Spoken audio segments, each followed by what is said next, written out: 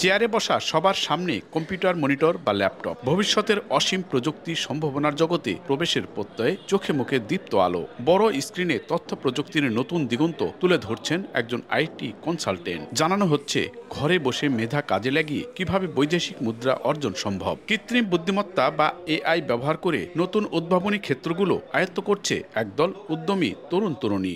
Graphic design, web development, digital marketing কিংবা freelancing, সবখানেই তথ্য প্রযুক্তির ছোঁয়া। তথ্য প্রযুক্তির এই যুগে যে এই খাতগুলিতে এগিয়ে আসছে সেই যেন এগিয়ে থাকছে। নওগাঁয় এই জাতীয় বেশ কিছু প্রতিষ্ঠান গড়ে উঠেছে, যেখানে বেড়েছে তরুণ তরুণীদের সম্পৃক্ততাও।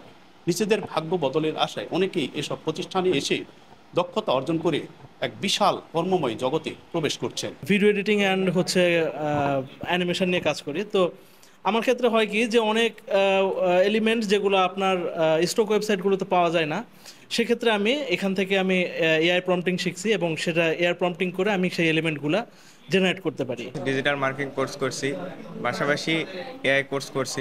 তো স্যারেরা আমাদেরকে এগুলো খুবই ভালোভাবে শেখাইছে। ফেসবুকে অ্যাড দেখে এখানে আসছি। আমি প্রথমে কম্পিউটার বলতে কি বলে আমি এটাই জানি না।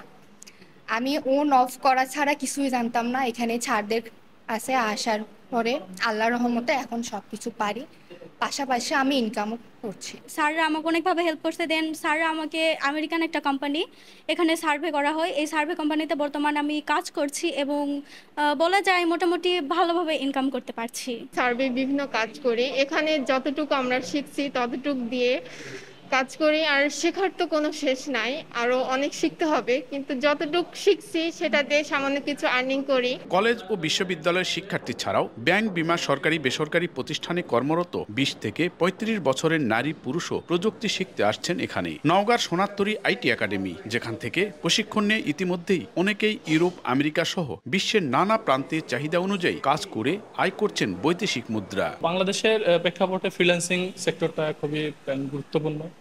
আমরাও এখানে রেমিটেন্স নিয়ে আসতেছি। বাংলাদেশের চাকরি বা জব সেক্টরটা খুবই ভঙ্গুর অবস্থা এখন।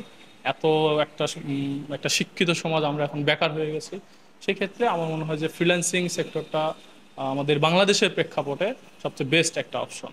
কোর্স চলাকালীন অবস্থা অনেকেই আর্নিংয়ে যেতে পারে, আবার কোর্স চলাকালীন, কোর্স শেষ হওয়ার পরেও আমরা তাদেরকে সবসময় নার্সিং করি যে কিভাবে সে একজন ভালো ফ্রিল্যান্সার হবে। আইটি খাতের বিশাল সম্ভাবনা দেশের প্রতিটি তরুণের কাছে পৌঁছে দিতে পারলে তারা বাংলাদেশের মর্যাদা আরও উঁচুতে নিয়ে যাবে, এমনটাই বিশ্বাস আইটি বিশেষজ্ঞদের। কিছু স্টুডেন্ট আছে যারা অলরেডি খুব সাকসেস, তারা বিভিন্ন প্রতিষ্ঠানে কাজ করছে। আমাদের এখানকার স্টুডেন্ট আমেরিকার কয়েকটা অর্গানাইজেশনে কাজ করতেছে, যারা এখানে আজকে উপস্থিত আছে।